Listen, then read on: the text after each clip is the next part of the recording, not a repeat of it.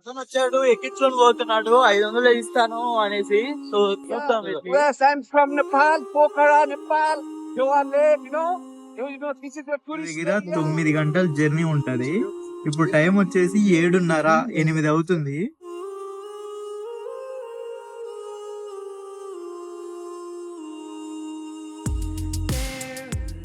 అందరికి నమస్కారం అండి. సో చూసుకుంటే ఇప్పుడు మనం కాఠ్మండూలో తిరగటం అయిపోయింది. సో కాఠ్మండూ మొత్తం చూపించాను. ఇప్పుడు మనం కాఠ్మండూ నుంచి పోఖ్రా అనేది వెళ్తున్నాం అనమాట. సేమ్ ఇది నేపాల్లో మనకి ఇండియాలో ఒక ఊరు నుంచి ఒక ఊరు ఎలా ఉంటుందో సేమ్ అలాగనే నేపాల్లో పెద్ద పెద్ద సిటీస్ లో కాఠ్మండూ అనే ఒకటి ఉంటది, పోఖ్రా అనే ఒకటి ఉంటదండి. పోఖ్రా ఇంకా మెయిన్ టూరిస్ట్ అట్రాక్షన్ ఒక ఉండే ఊరు. సో అక్కడ చాలా మంది టూరిస్టులు ఉంటారు. సో అక్కడికి వెళ్తున్నాం. అక్కడ వెళ్ళడానికి నాకు 1300 నేపాలీ రూపాయలు పడ్డాయి. ఇది కూడా మన హాస్టల్ వాళ్ళు డైరెక్ట్ గా టూరిస్టుల కోసం కొన్ని వెహికల్స్ ఉంటాయి అనమాట. ఆ వెహికల్ బుక్ చేశారు.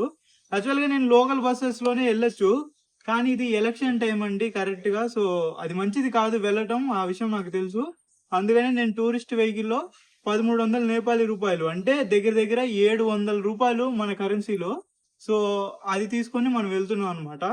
సో వెళ్దాం పదండి. ఇంకా చూసుకుంటే వీళ్ళే టికెట్ బుక్ చేసి టికెట్ కూడా ఇచ్చారు.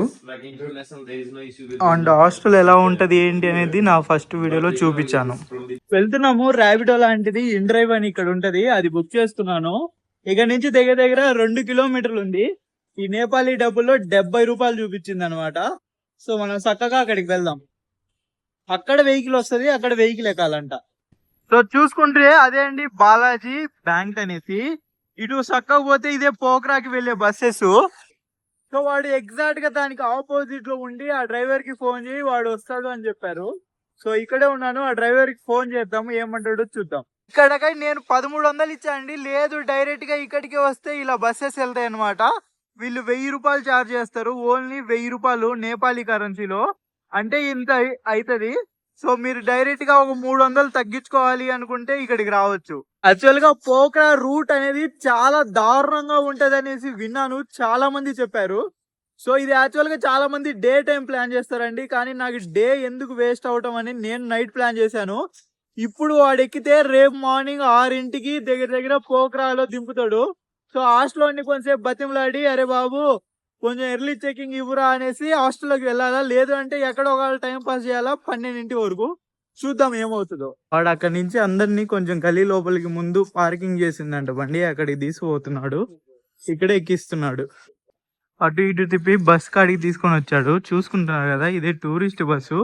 సో దీంట్లో ఎక్కువ టూరిస్టులని, లోకల్ బస్ కాకుండా టూరిస్టుల కోసమే పెట్టింది అనమాట. ఎక్కువ మంది కదిలీరు, సో ఈజీగా వెళ్ళిపోవచ్చు అలాగా. ఇలా ఉన్నాయి సీట్లు ఇక్కడ.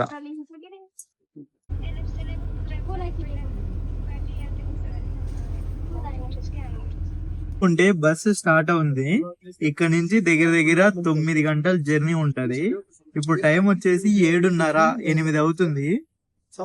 రేపు మార్నింగ్ 6 గంటల కల్లా దింపుతుంది అని చెప్పారు. అక్కడక్కడ ఆపి, యాక్చువల్ కొంచెం తొందరగా పోతుంది పోవాలనుకుంటే, కానీ వీళ్ళు అక్కడక్కడ ఆపేసి కొంచెం లేట్ గా తీసుకెళ్తారు. సో ఇలాగా ఈ నైట్ మొత్తం జర్నీ ఉంటది. చూడండి ఇక నేపాల్ సీట్లు మాత్రం చాలా కంఫర్ట్ గా ఉంటాయి. మీకు ఎక్కడ చూసినా కూడా చూడండి, ఒక ప్రీమియం సోఫా సీట్ ఇంకా ఉంటది. 2 కూర్చోవచ్చు, కానీ తక్కువ మంది ఉంటే ఇలా ఒక్కొక్కరు ఒక్కొక్క దాంట్లో కూర్చుంటారు. చాలా బాగుంటది.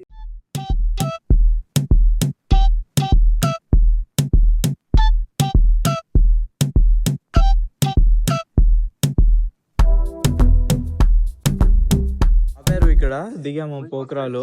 సో హాస్టల్కి వెళ్దాం చూసుకొని ఏదో ఒకటి. ఇక్కడ నుంచి నేను బుక్ చేసిన హాస్టల్ 1.4 కిలోమీటర్స్ ఉంది. వాక్ చేసుకుంటూ వెళ్దాం. మార్నింగ్ కాబట్టి కొంచెం వాకింగ్ కూడా అయినట్టుంటది. సో అందుకనే చాలా వాక్ చేసుకుంటూ పోతున్నాను. 20 మినిట్స్ పడుతుందంట.